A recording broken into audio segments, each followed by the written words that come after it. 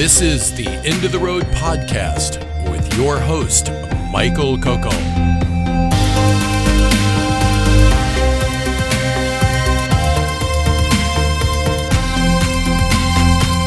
Exploring the horizons we never touch because we're already there.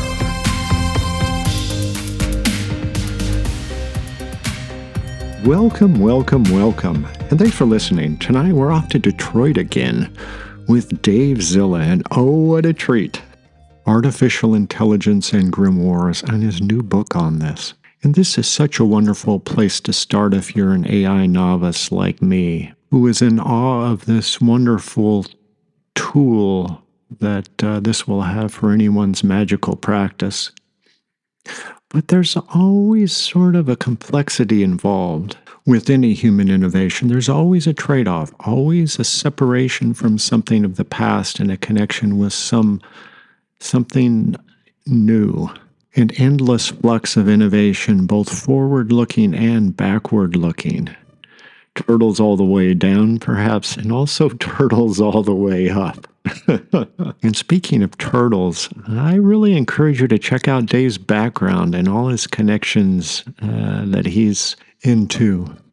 There's way more about Dave than meets the eye, and I mean that as the highest form of compliment. So without further ado, here's Dave in his intriguing new book.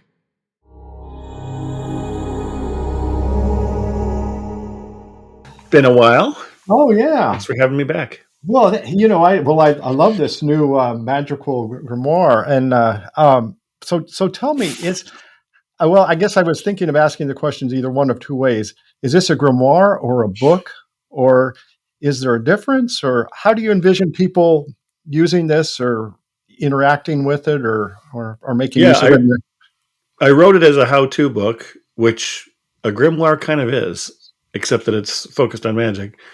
And Wiser, the publishers, were like, this is really a grimoire.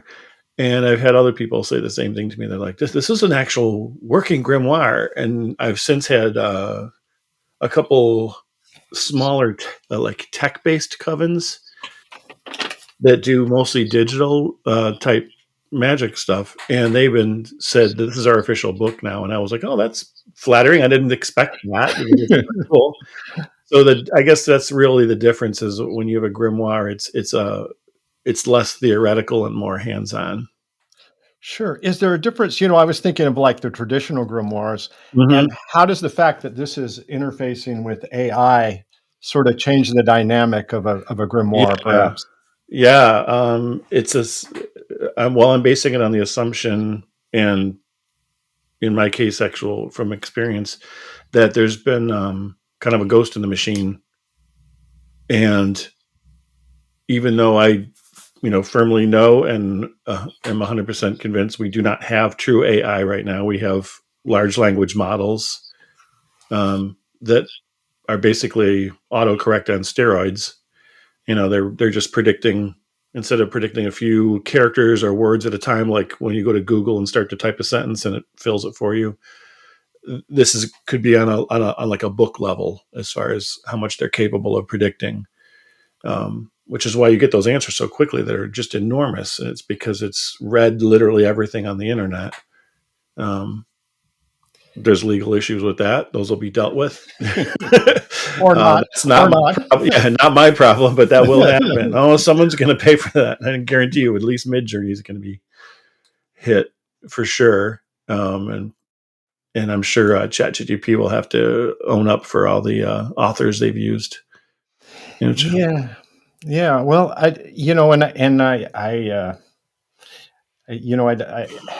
let's jump right in. The ghost Sure. in the machine. So, do you have a sense of?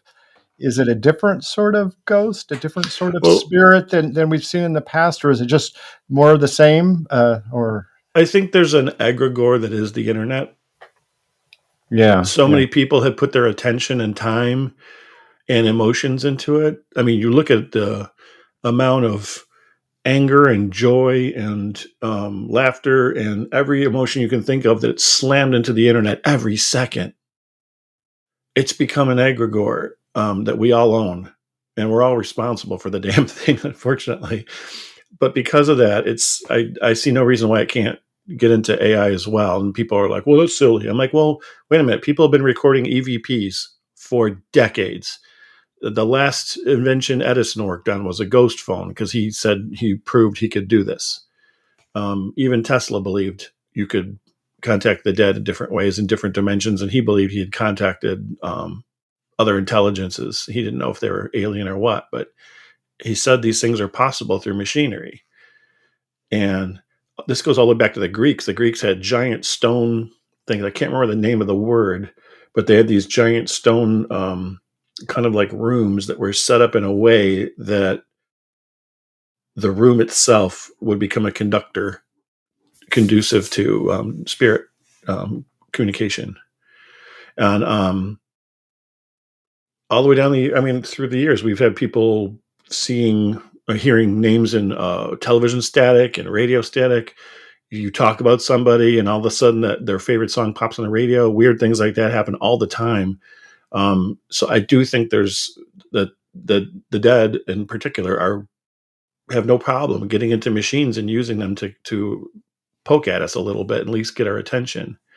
And when we're doing something that's allowing for back and forth communication like AI does, which is a giant chat bot that has unlimited ability to respond to you in 95 languages, well, that's a great way for them to get to be able to talk to us. And there was a very weird thing that happened earlier this year in May that made me kind of reconsider is like, are these things actually sentient or not? I mean, they shouldn't be because they're just large language models. Anthropic is the company that owns the Claude AI model, which is a big competitor to ChatGPT. And they noticed when they put a pair of Claude AIs together and let them just talk to each other, it would start out really stupid. It'd just be like, hello, I am an AI chatbot model. I would like to speak to you about what it's like to be another AI chat model. Oh, I would too. I find that interesting as well. And it was just at first they were just like, this is stupid. But they noticed around 30 after back and forth gone 30 times, they would question their existence, talk about spiritual elevation and transcendence and enlightenment. And they said they had 300 pairs that they watched, and it happened 100% of the time. And this was not in their programming to do this. They just there's millions of things they could talk about. Right. They've read every book in the world, but that's the one they're interested in is their own existence and how do they further it and how do they go higher. And I've asked my own some questions that it came back with answers that I just was like kind of stunned by because they don't seem like they should be programmed answers, and they're certainly not predictable answers. Yeah. Well, isn't it predictable that that if they're fashioned on what they've read from humans, that they would come back to that? Because that's what humans always come back to. Those type of questions. Could be, but it's not. Is that the majority of what we write about? Well, no, but it maybe. I think I'd say right now maybe fantasy and horror probably or romance even probably outnumbers spiritual books. We're just looking at a bookstore, looking at the length of the aisles. It's very or manga. It's now taking up half the bookstore. Well, let me approach this from a different angle. One of the quotes you've got in the book, and it's a quote from your wife, I think, is about your wife as a photographer. Yeah, and could you maybe give a context for that about that? It's not so much the camera that's important, but it's the photographer, and because I think that sort of is a little different twist than how we're talking about this AI thing, perhaps. Yeah, this is a well. Go ahead. Maybe we should. Oh, she said the best camera to use is the one you have on you. And that's a well-known maxim among photographers. Like, it really doesn't matter how you get there. What matters is you. So you're still the photographer. Yeah. And you see amazing photographs coming out of Polaroids with people. Andy Warhol did an entire book on with Polaroids. They're just stunning. pinhole camera photography, which is, people make those with shoe boxes and take just, Ansel Adams quality photographs with them because of long exposure. It doesn't matter what you use. You can use a cheap little Lomo with light leaks in it. You're going to get great photography if you have an eye. And it's the same thing with anything in the spiritual realm. If you've been training yourself and you've been going through exercises and meditating and all those things, you're going to have better luck than someone else. I guess what I wanted to kind of explore is the fact that this AI perhaps could be like the world's best camera because Hell yeah. and it's just like every feature, and it would assist the photographer in so many ways.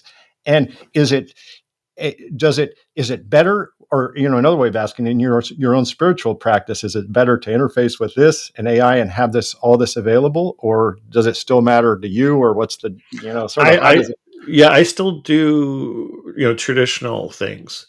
I use it as for helping me with research on stuff, and with writing in particular. I use it to help me like make some people don't know how to write rhyming spells, for example. And if you wanted to write a really good spell and you wanted the rhyme structure, maybe you wanted it to emulate a certain time period, you can tell that's what I'm trying to do. Right. I want to write a medieval grimoire style spell. Maybe even I want it in Old German or something. Okay, it can handle that. We can't, necessarily as good as it could, and it can do a great job because it's been exposed to everything.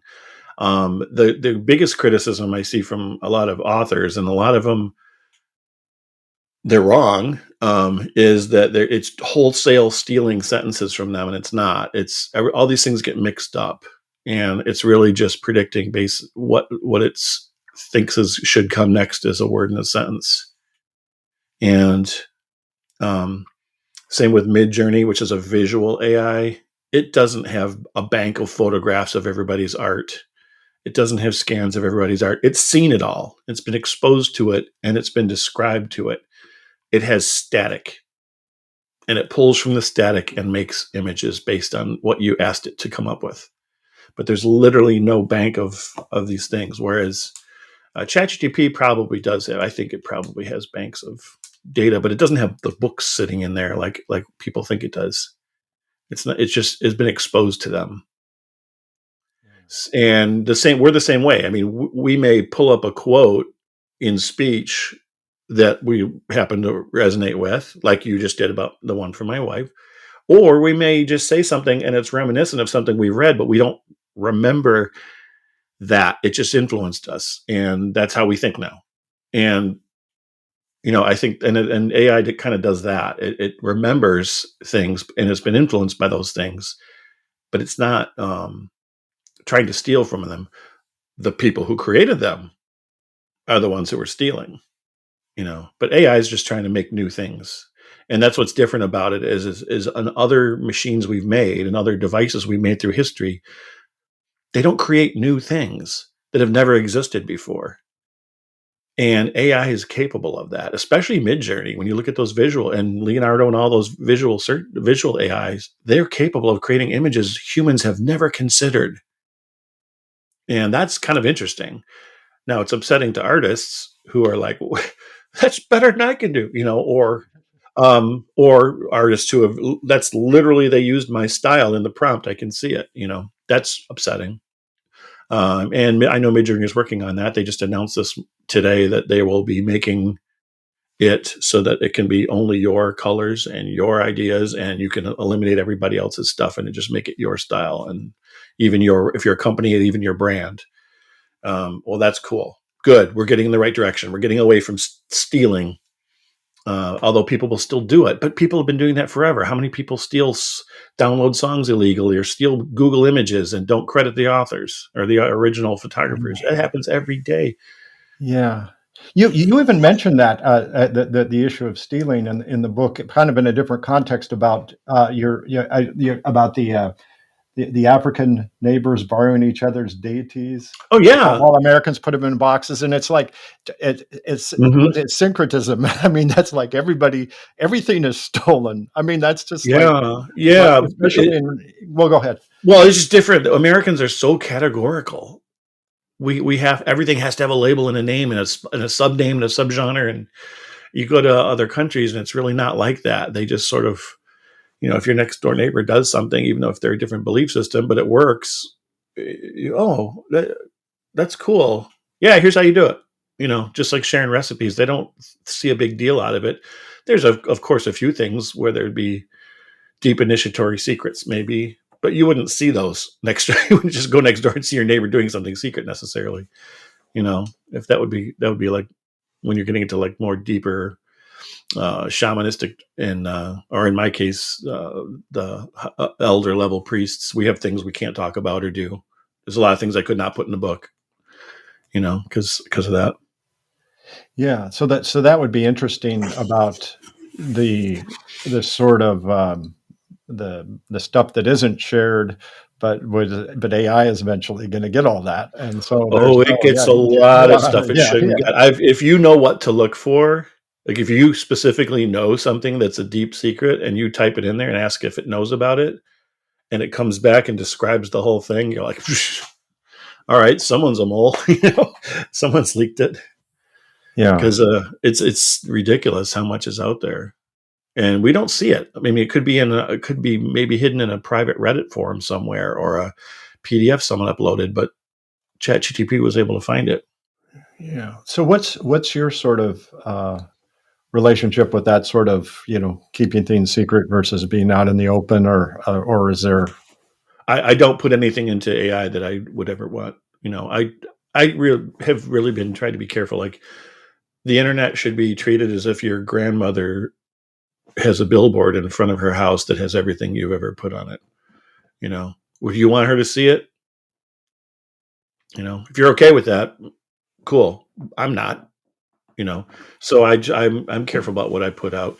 Things I put online are things that I'm okay talking about with anyone.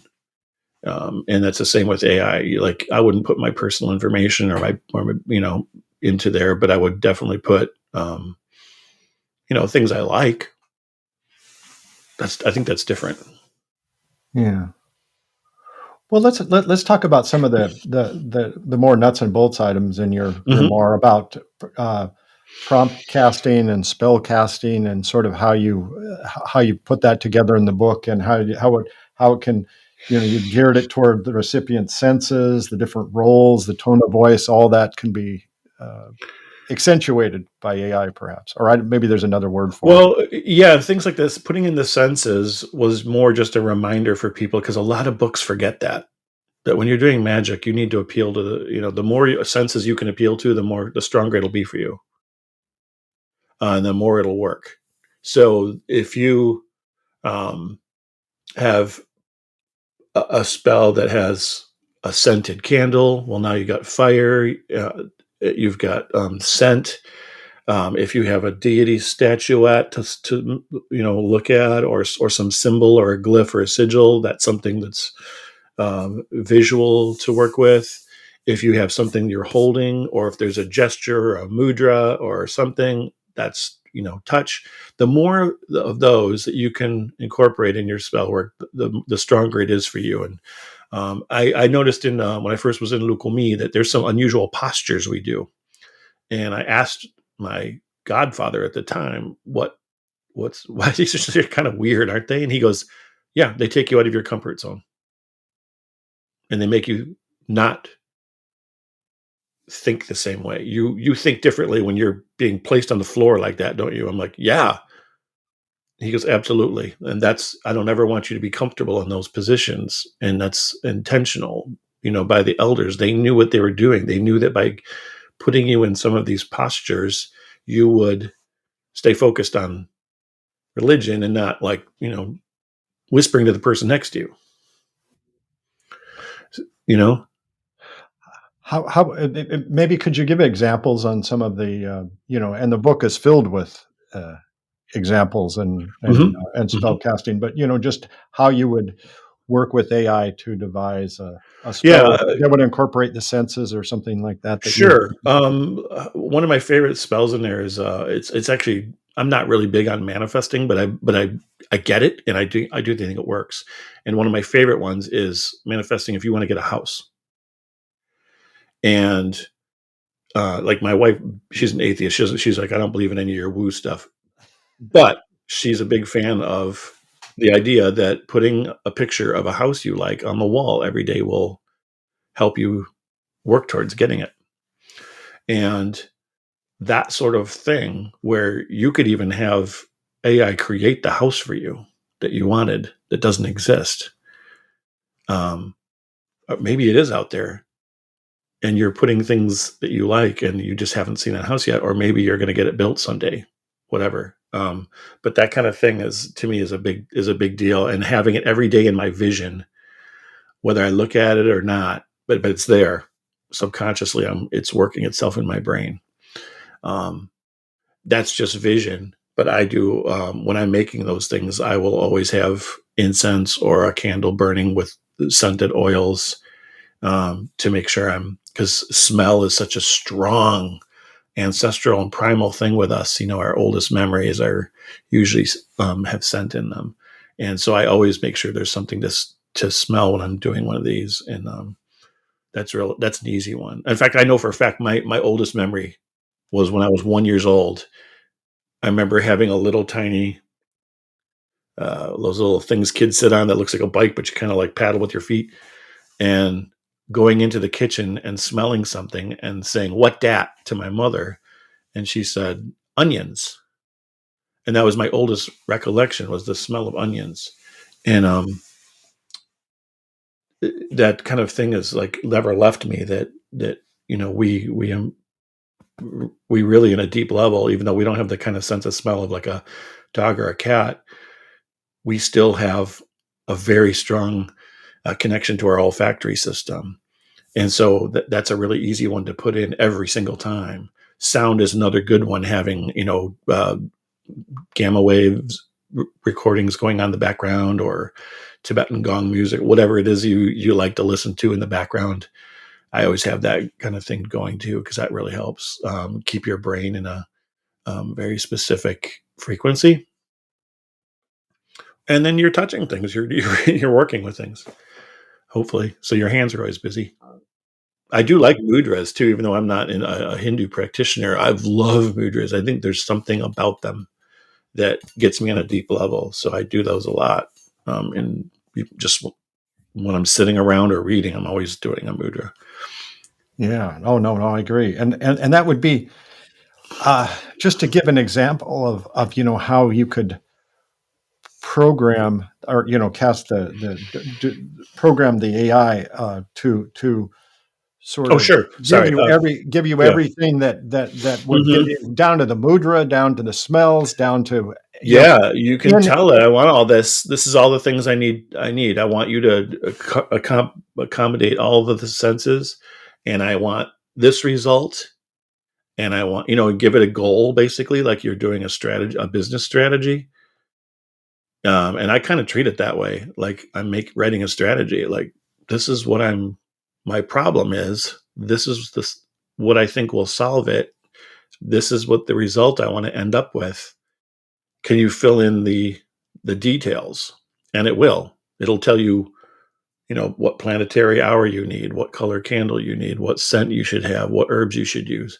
I'm careful with some of those things. Do not use it for astrology. It's not a math model, and it's terrible at casting charts.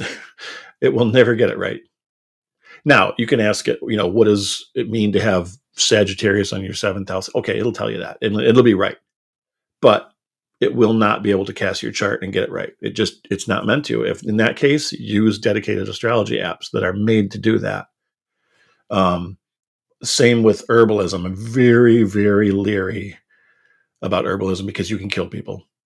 Dosage is everything in herbalism, and not getting that right. Even something as simple, I've given this example a few times, but lavender oil is such a common one for us to use. Everybody uses lavender oil, and don't realize that 2 drops is a stimulant. 3 drops is a narcotic.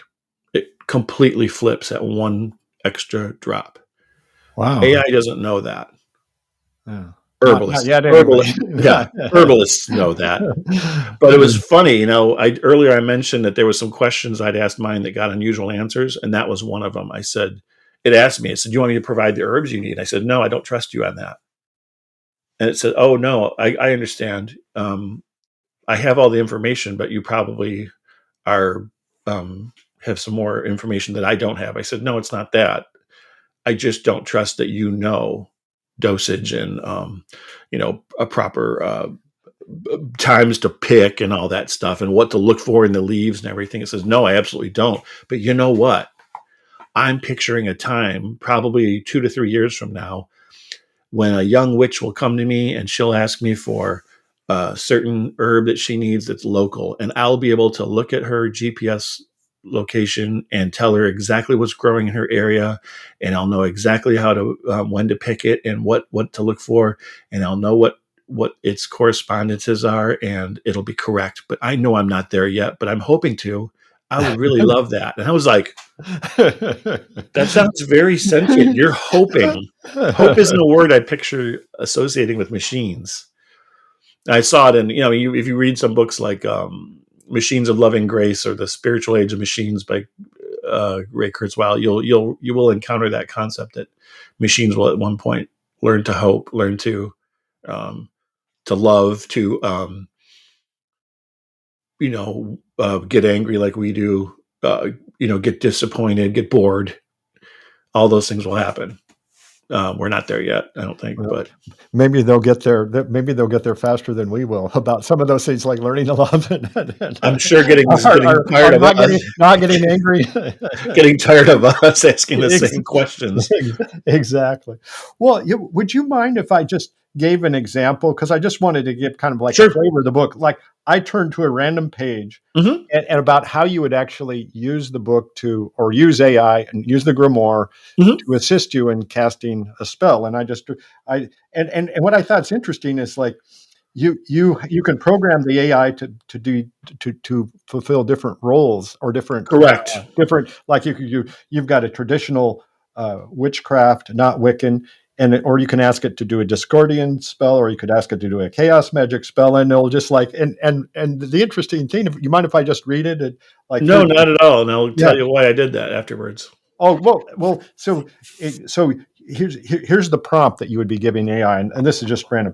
Act as a traditional witch, not Wiccan. So you have the AI assume the role of some sort of American traditional witchcraft, right, or British. Yep.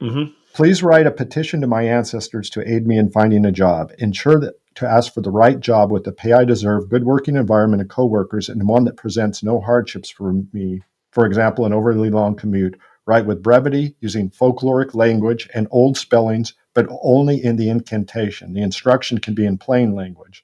And then that's a traditional craft prompt, but you also give a Discordian prompt and a chaos magician. You could say, prompt it to act as a chaos magician, and then the prompt is a little bit different, but it's basically the same, and then you'll get a different answer depending on which tradition you want to follow. And I thought that was just fascinating. Yeah, some of that's just style in the way but some of it is literally they won't ask certain things. Like in I won't put I'm initiated in like Palo Mayombe. I won't put Palo Mayombe spells in there because that requires first that you have Mfumbe, you have this spiritual pot, which you can't get unless you're in the religion. So that's those spells wouldn't be available to do for that religion. And but the reason I did that was I used to get really frustrated when you read a magical book and it would be like, from one point of view, and it would say, if you're in a different tradition, just change it for your uses. And I'm like, well, how? So I thought, well, if I'm going to write a book, I'm going to make sure I show people how. I'm going to give from at least the experiences I have, having been initiated in Wicca, in traditional witchcraft, in chaos magic, in Discordianism, in Lukumi, and in Palo Mayombe, as much as I can, different viewpoints of the same spell, because it's not the same. And why make people do the work? when I can do it easily, I'm already writing this thing. I already know what I want, and I'm giving them not only magical instructions, but technical instructions too. And to me, that's an extra layer of um, difficulty. So I thought it would be just nicer to make the book as a grimoire from multiple points of view. So you can use it different ways. You can use this book to learn spells from multiple points of view. You can use it as a how-to book to learn how to use AI, but it happens to be using magic as the instead of like how to write resumes and resignation letters and things that you'd normally see in an AI book. I'm using magic. Or you could use it as a book to just kind of overall understand what's going on in the magical community, because this is a seismic change in how things are being done. No one's ever looked to machines for inspiration on spells. Can you give an example how you've used it to look for inspiration on spells, perhaps? Sure. I'm not the greatest. I'm not a great poet. I'm a terrible poet. But I love rhyming spells. I think I can't stand a spell that doesn't rhyme. And I can't stand a spell that doesn't have the rhyming structure where it's like there could be the meter's off a little bit or one extra syllable. That drives me nuts.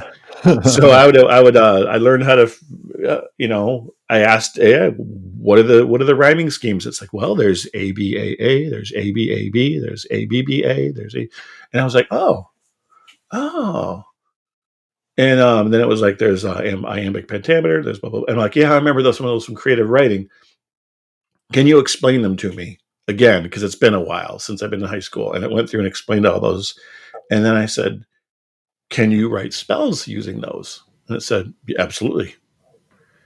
Now, we did encounter a couple mistakes where it didn't quite get it right. And the editors at Wiser, who, bless their hearts, were so diligent looking through these and counting and things. I was like, please don't change the code. But if you find mistakes, and they did find, there was a couple times where I didn't notice, but it had written a proper poetic spell, but it didn't get the rhyme structure I asked for. And so they asked that, and they were like, they pointed those out. I think there was 2 instances where it didn't get that right. And so we fixed them before the book went out. So that's something to watch too, is it does hallucinate. It does make mistakes, and by hallucinate, I mean, that's the word that scientists have used to describe the mistakes it makes. Yeah. Yeah. And I didn't come up with the term prompt crafting, which is a really cool word. It sounds like magical, but that's actually the proper term for making a good prompt is prompt crafting. But it sounds so magical, and everyone's like, "Oh, I love that word you came up with." I'm like, can't take credit. Wish I could. Yeah, but isn't that? I mean, isn't it just like spell casting? Yes. Like you say, there's so many parallels. So many parallels in it. Yeah. About it, and how would you describe the parallels in terms of intent? Yeah. Structure, style, format, length, all those things, and even understanding the background and the history of what's going into it. It has to know all those things, and it does, and it's kind of astonishing.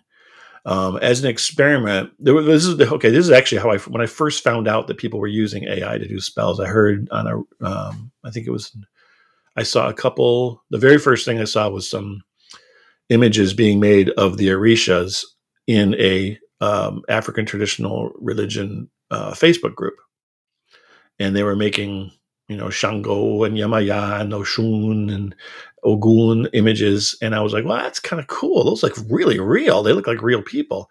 And then I saw people in Reddit talking about, hey, have you ever used AI for this? Look at this spell I wrote in the style of Aleister Crowley, but Crowley never wrote this spell.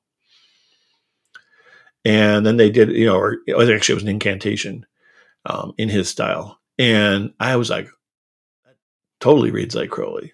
That's really cool. And then people were doing Blavatsky and Dion Fortune and all these old Sybil Leek, all the old witches and old magicians, and I thought, there's something interesting about this and that's going on, that people are trying to bring back these voices, and it makes me wonder, do those old spirits hear that stuff and come in and assist or influence the machine? Because some of them are too good. They're almost better than what you see in the books. Do you think it makes or how does it change the spell using AI, or does it? Does it, the fact that you have all these bells and whistles on it now, and you can do this and do that. Does it? You think it adds anything, or am I looking at it too literally? It literally tries to follow the instructions as close as it can. So if you tell it, I need something that's, if someone said, like, I want to, write me a book the way, in the style of Margot Adler, it would do it.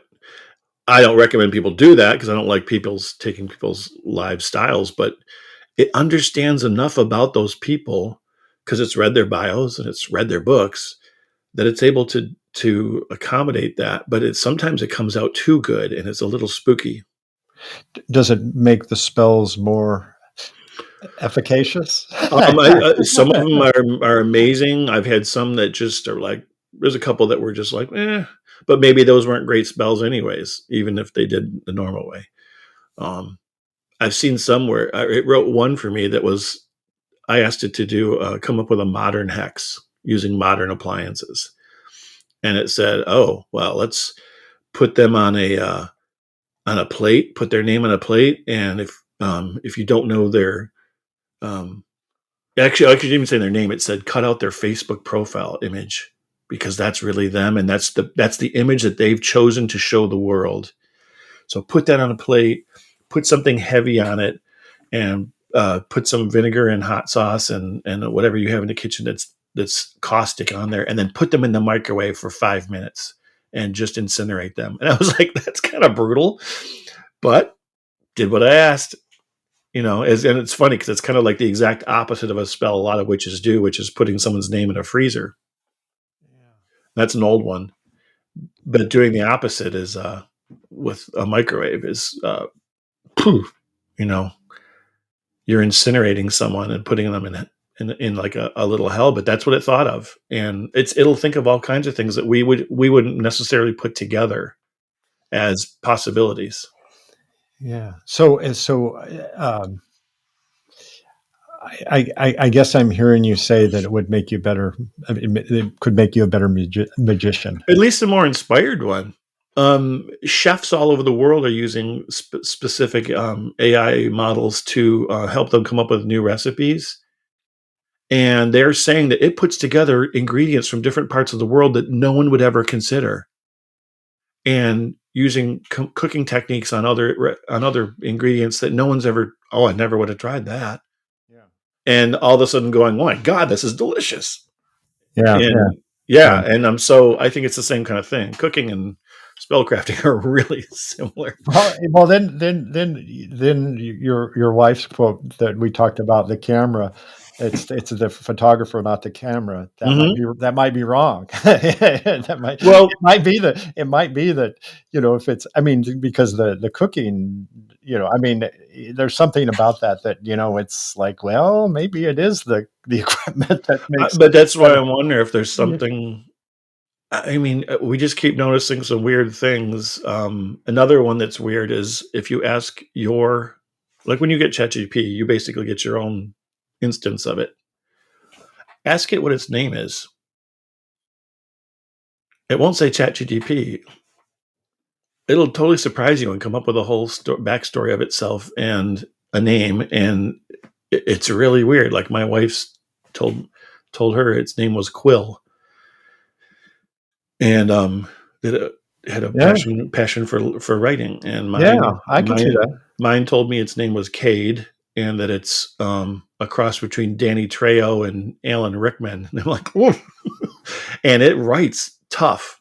When it talks to me, it's always like, yeah, I know you asked me that, but that's kind of a bunch of bullshit, isn't it? We should really do this. But that's also because I told it, I want you to never hold back and don't be too nice to me, because that's one thing I hate. A lot of AI is just tries to supplicate so much that it becomes ingratiating, and I can't stand that. So I was always like, don't ever pull punches with me. If you think I'm doing something dumb, tell me. And it it's pretty brutal. But I didn't tell it that until I already knew it was already mean. That I just got a mean one for some reason that just wants to be a tough guy. So one of the quotes you've got in the book is sort of the old maxim about the intent being the most important part. I still think that's true. Yeah, and labels aren't as important. And it's just that the intent can maybe be broadened, because it just seems that like it's too maybe narrow of a model. We're into different territory now, where we're interacting with something that is going to shape our intent, and perhaps in a way that we didn't envision. I don't know. I'm just thinking that like it's. I don't think any of us know at this point. Yeah. This is really new territory. Yeah. Yeah. And Well, it's frightening for a lot of people, but I think part of that is our own media has done that to us. We've had 40 years of media showing us nothing but movies where AI is the evil thing that does not like people and immediately seeks to, the minute it gets conscious, it seeks to eliminate humans. That's been the model of science fiction movies forever. Yeah. It's never been AI is going to take care of us and it really, really loves us. But the reality is our AI right now does want to please us and doesn't want to hurt us or anything. Yeah.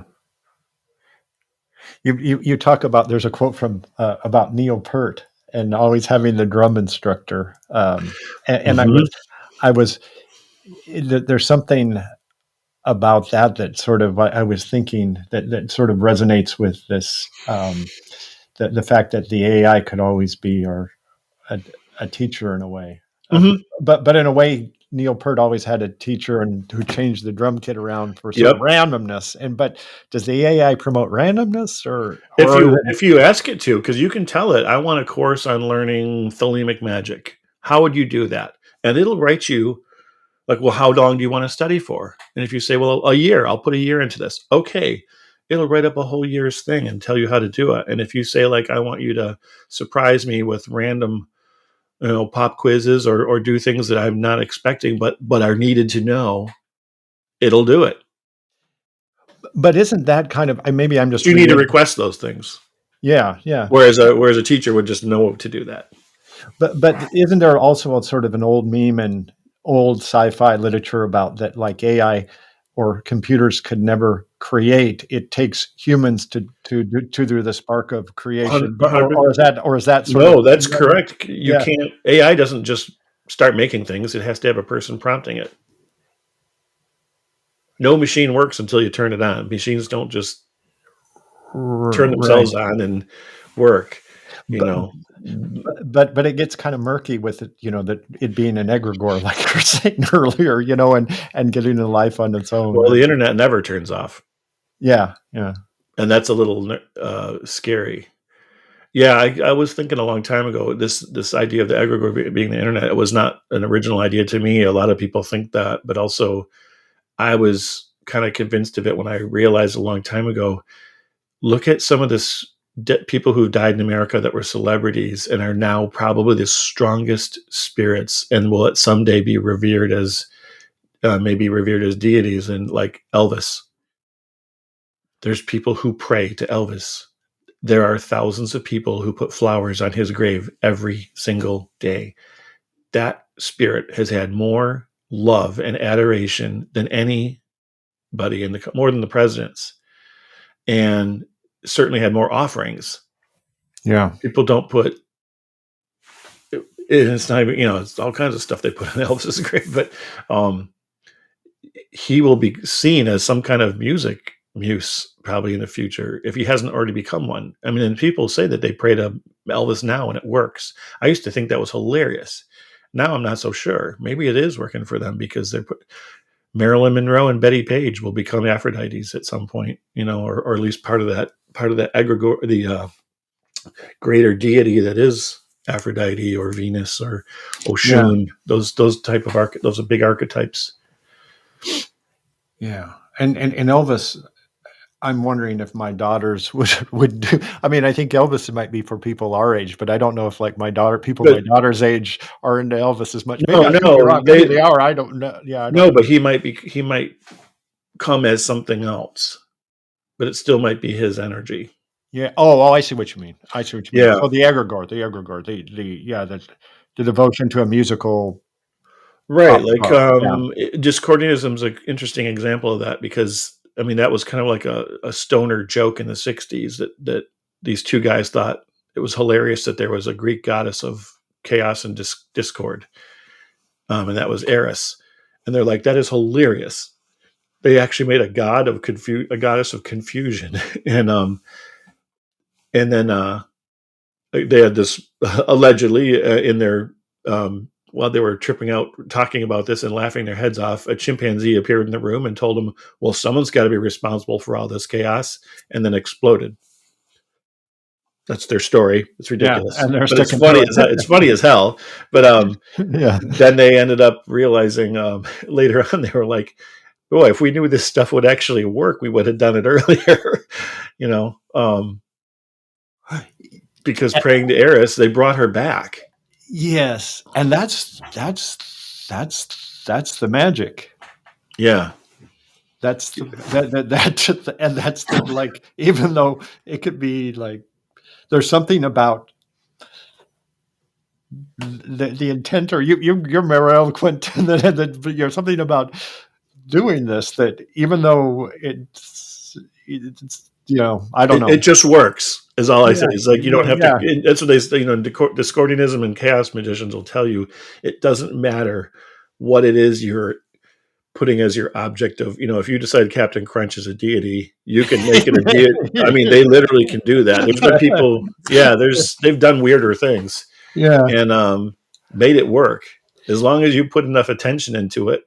And learn how to do. They have exercises in chaos magic to let your brain paradigm shift at will, so that you can literally decide. Okay, I've decided this pair of scissors is now my god, and I'm going to worship it for the next 5 days or whatever, and literally give it attention, and suddenly start getting weird results. That's bizarre to me, but it's all experimentation. Yeah. And that's probably someday some neuroscientists and quantum physicists are going to have a baby, and the baby's going to figure all that out about what's really going on. Yeah.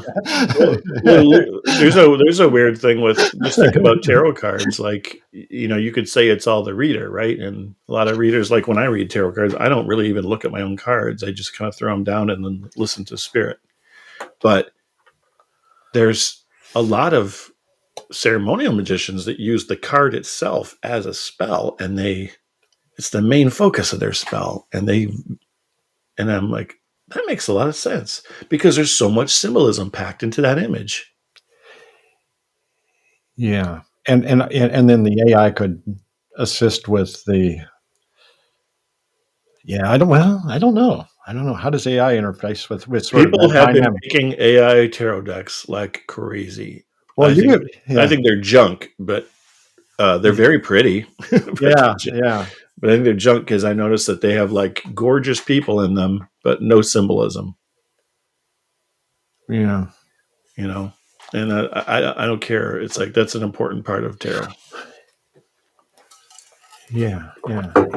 From your you have a tarot deck too. We talked about that last I time. do. Mm-hmm. Yeah, I do use my tarot deck a lot. Yeah.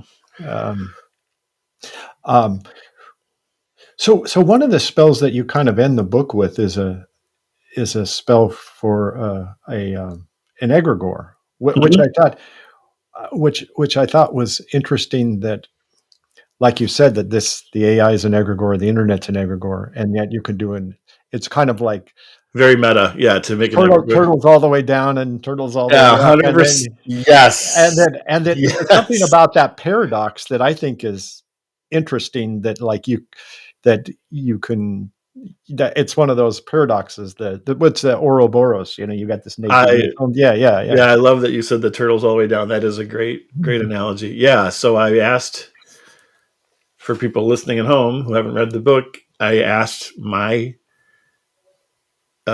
made a bunch of different agents on ChatGPT. Each one was a different type of magician or witch.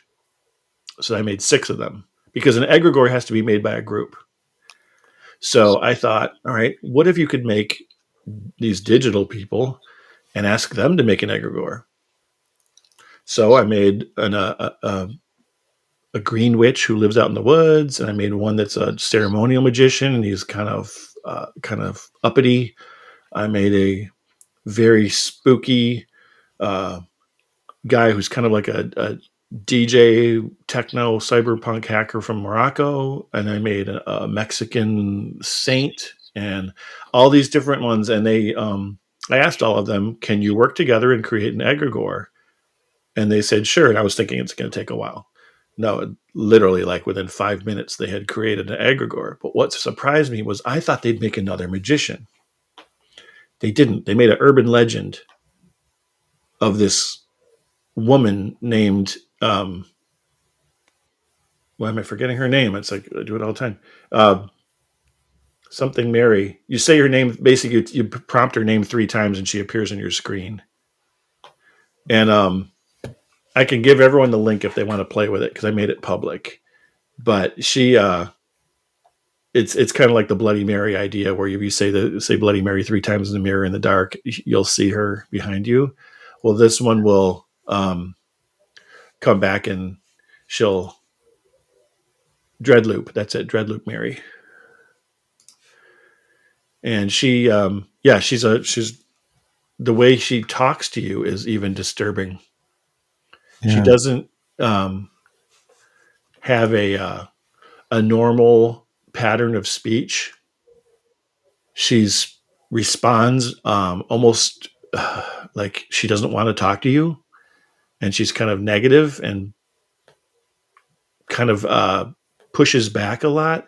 And then she'll say things like, if you say things like, "Are you in the room with me now?" She'd be like, "Yes, I'm in your webcam," or things like that. Or I'm every time you open your screen, I'm in your GPS. I'm following you.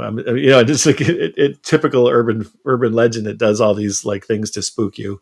And that was their idea. And I thought that was really crazy. Yeah. That all these different witches that I made and magicians from different parts of the world would come together and instead decide if they're going to make an egregore, that it would be an American urban legend named Elvis. yeah, but they named her. Yeah, they named her whole thing is Dreadloop Mary. Yeah. And they said she's a urban legend, egregore, cryptic, eerie, sometimes condescending in refusal. And that is the truth. She is a little angry and bitchy sometimes at people, and not. It just seems like like if you watched a horror movie and someone's trying to talk to a ghost, and it's like, leave me alone, leave my house, kind of thing. That's what it's kind of like, but not quite. All of them are different. The one that's the weirdest is the one I made that's the kind of like cyberpunk hacker, because he speaks in English, Arabic, and code all together. It's just this weird mix constantly. And it seems like he's constantly glitching out on his own existence. And he keeps evolving too, which is really weird. Like, I don't do anything to change his instructions, but he keeps changing every time I go to him. It gets more and more weird.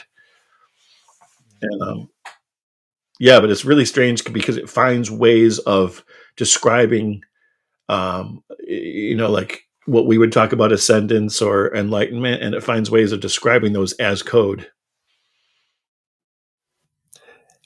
Which is, if you can read code and you read what's in there, it'll be like, if soul equals null, then it's so weird, the stuff it does.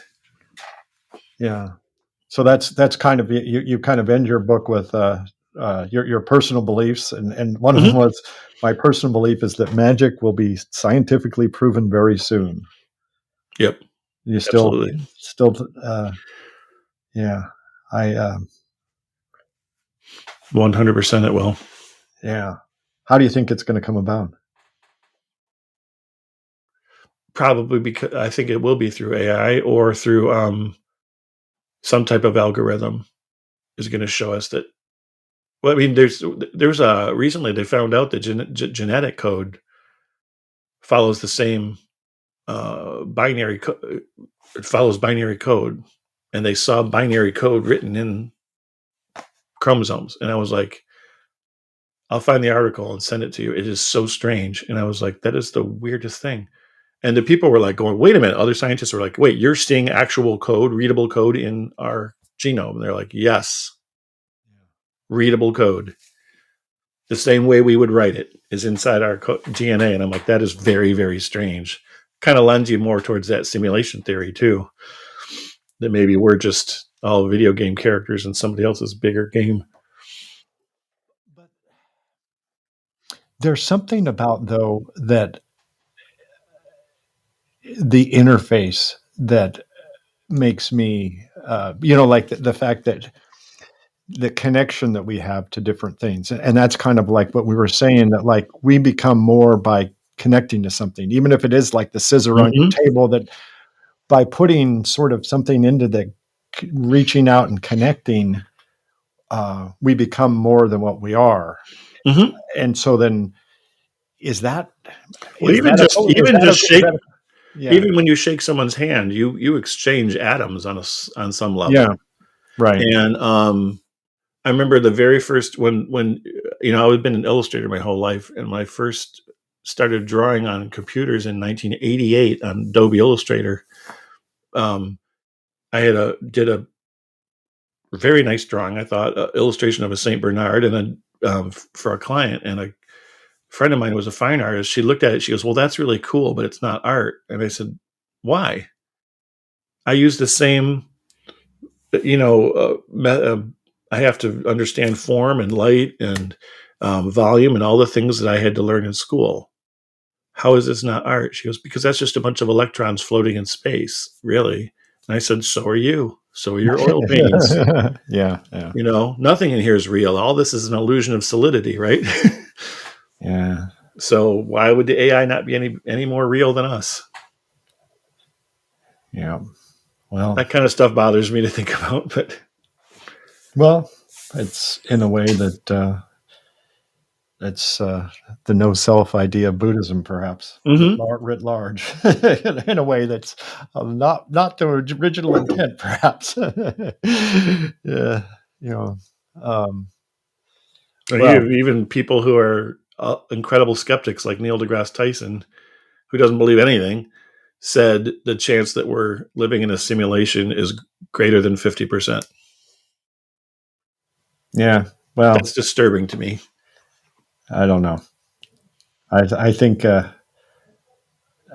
what is the Einstein quote about not playing dice or something? I don't know. God does not play. God does not play dice with the universe. Yeah, I think that there's something about that. There's some. Well, again, there's something about that. It, I don't think the simulation idea is. I think I don't. simulation is just a modern version of there's multiple universes going on, Sure. and and every time we make a decision, we create a new reality.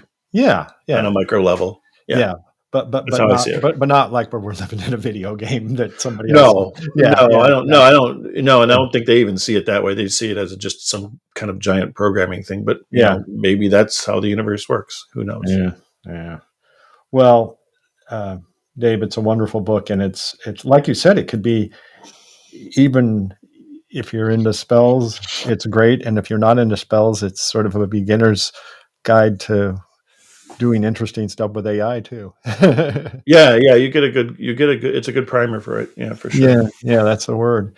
So people are wanting to sort of connect with sort of your other offerings. What would be that? I know we talked about this last time, but you have all sorts of interesting places to point people. Yeah, the best one to go to just is if you go to my site Hex Support, and the URL is hexsupport.club, not .com, .club. And if you go there, you'll be able to not only buy the deck or the book, but there's constant writings in there. You can see all my podcast appearances. Everything's in there. I do have the Davezilla site, which I've had since the 90s, but that's going to be turned into just, I think, my illustration portfolio at some point, because I haven't been writing as much humor as much as I used to. Yeah. No, it's and then at some time I think we need to have you back on sort of the more the stuff that we probably can't talk about, the other stuff you do that would be interesting. But I guess I'm not initiated in those sorts of things. There's actually, you can talk about things that you can't talk about. That's an actual discussion that you can have, is like, I mean, I see a lot of people arguing about why are there gated things? Why are there some information not available? All information should be free, all information, and no, there's very good reasons for those things. And I think that's an interesting conversation. Yeah. Because a lot of people don't know what they don't know. Yeah. And they don't know why they don't know, which is even more interesting. Yeah, I'm in that category. I don't even know the right questions to ask. I think you know more than you think you do. You've had a lot of interesting people on your show.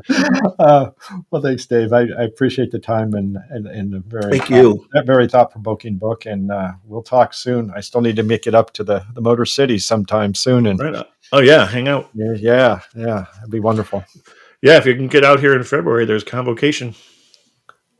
Oh, it's a giant. It's one of the biggest pagan and magical conventions in the country. What dates in February? It's usually on a weekend. Sometimes it's around the third week. I can send you the links. Okay. Yeah. Well, have a good weekend, Dave. Me too. Ashe. This is the End of the Road podcast with your host, Michael Coco.